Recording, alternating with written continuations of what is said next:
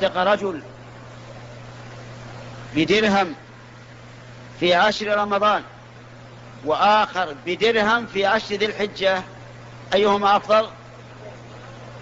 الأول اللي في رمضان. طيب الثاني اللي في 10 ذي الحجة.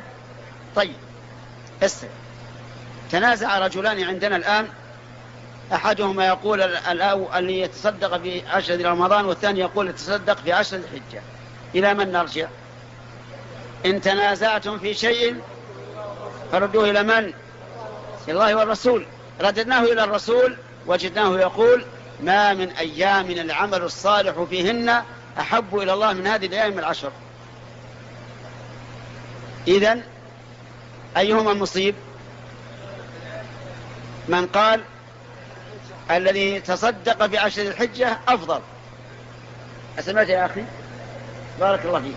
طيب رجل صلى ركعتين في 10 رمضان وآخر صلى ركعتين في 10 ذي الحجة، أيهما أفضل؟ الثاني ولا الأول؟ الثاني. والله هذا غريب على العوام، غريب على العوام. كيف تجعل العمل الصالح في 10 ذي الحجة أفضل من العمل الصالح في 10 رمضان؟ هذا غريب على العوام، لكنه ليس غريبا على أهل العلم.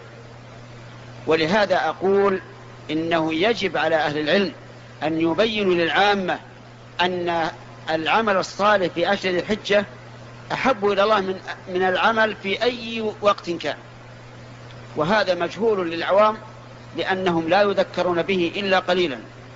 طيب رجل قال سبحان الله والحمد لله ولا إله إلا الله والله أكبر في 10 ذي الحجة، وآخر قالها في 10 رمضان، أيهما أفضل؟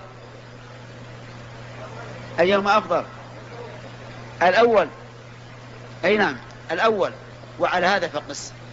ومن ذلك أيضا بر الوالدين.